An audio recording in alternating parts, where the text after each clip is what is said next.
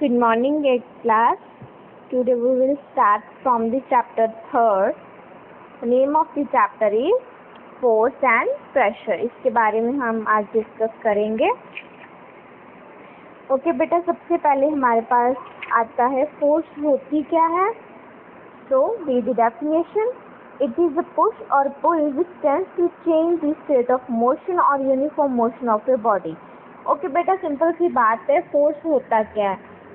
अगर हम कोई भी चीज़ को उठाना है तो हम लिटिल बिट फोर्स अप्लाई करते हैं कि वो अपनी जो रेस्ट पोजीशन से है वो चेंज हो जाए. ओके, और जैसे हमारे पास होता है कोई रनिंग चीज़ है, उसको रोकने के लिए हम क्या करते हैं, फोर्स लगाते हैं, फिर वो रुक जाए.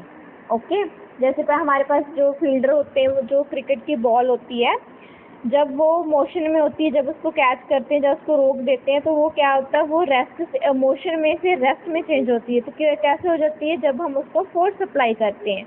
तो फोर्स की डेफिनेशन आई थिंक आप सबको क्लियर हो चुकी होगी कि फोर्स होता क्या है. Okay, a football at rest when kicked moves. A fielder stop a moving ball in a cricket match. जैसे ये सब रेस्ट की बताती हैं. जैसे फुटबॉल रेस्ट पर होता है, मूव कब करती है, जब उसको किक करते हैं. फील्डर स्टॉप करता है मूविंग बॉल. सो ये आपकी डेली लाइफ की कुछ एग्जांपल्स हैं. You have to learn. Then we have the proper definition of a force. A force is a physical energy which changes the motion of a body and produce motion or change the size and shape of the body. Simple सी बात है बेटा, force क्या होता है, वो क्या करता है. अगर तो कोई बॉडी मोशन में है तो उसको रेस्ट पर कर देगा. अगर कोई बॉडी रेस्ट पर है तो उसको मोशन में कर देगा, और उसका जो साइज और शेप है वो भी चेंज कर सकता है. Force has magnitude and direction. इसका मैग्नीट्यूड भी होता है और डायरेक्शन भी होता है. Represent by an arrow. Arrow के साथ रिप्रेजेंट करते हैं क्योंकि ये एक वेक्टर क्वांटिटी है. ओके, यूनिट्स हमारे पास कौन से आते हैं? इसकी यूनिट्स होते हैं newton. Unit of force is newton having symbol is N, capital N. अब इसकी न्यूटन की प्रॉपर डेफिनेशन क्या है?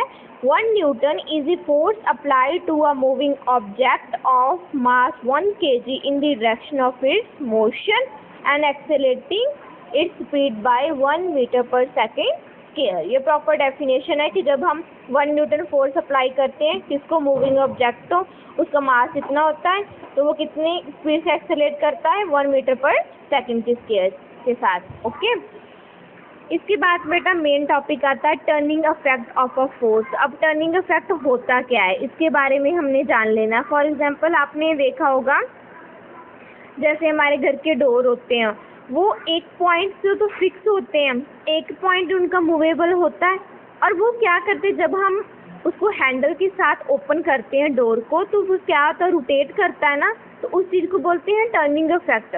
ओके, मूवमेंट होती है. फोर्स हैज अ रोटेटिंग और turning effect on a rigid body which is pointed at a point about can be turn. उसी के पॉइंट के इर्द गिर्द वो मूव कर देते हैं. फॉर एग्जाम्पल, इसके बाद मैंने क्या एग्जाम्पल दी पड़ी है इन्होंने, कि हमारे पास वुडन ब्लॉक है. अगर वुडन ब्लॉक पर हमने फोर्स अप्लाई की तो वो बहुत स्मूथ से वो अपनी पोजीशन को चेंज कर जाएगा. क्यों करेगा? क्योंकि जो पार्टिकल्स होते हैं, ये एक रिजिड है ना, इसमें क्या है, जो पार्टिकल्स हैं वो स्ट्रांगली बाउंड है. तो जब उस पर हम फोर्स अप्लाई करेंगे तो जो पार्टिकल्स हैं वो अपनी जो पोजीशन के अराउंड रोटेट नहीं करेंगे, वो इधर उधर नहीं भागेंगे, वो टाइटली बाउंड है, तो वो मूव हो जाएंगे. लेकिन अगर इसी के कारण हमारे पास शुगर है, शुगर का काफ़ी ढेर है हमारे पास, अगर हम उसको फोर्स अप्लाई करेंगे तो क्या होगा, अब जो रिजिड नहीं है, उसकी शेप जो है वो रिजिड नहीं है, जब हम फोर्स अप्लाई करेंगे तो जो पार्टिकल्स है वो उनमें सेपरेशन हो जाएगी. तो क्या होगा, वो इतना स्मूथली मूव नहीं कर पाएंगे. ओके, अब the axis about which the body turns is called the axis of rotation. जिस पॉइंट के अराउंड जो बॉडी टर्न करती है उसको हम क्या बोलते हैं, एक्सिस ऑफ रोटेशन. अब हमारे पास जैसे ये एग्जांपल है, जब हमारे यहाँ पर हमने फोर्स अप्लाई, हमारे पास ये पॉइंट है और यहाँ पर हमारे हैंडल है. अब इस पर हम फोर्स अप्लाई करेंगे तो ये रोटेट करेगा. अब जो हमारे पास turning effect of force depend किन चीज़ों पर करता है, the magnitude of force applied. जितनी हमारे पास फोर्स ज़्यादा अप्लाई करेंगे उतनी रोटेशन ऑफ बॉडी होगी। ओके, जितना जोर से हम दरवाज़ा खोलेंगे, कोई भी डोर को ओपन करेंगे, उतनी जल्दी वो ओपन हो जाएगा।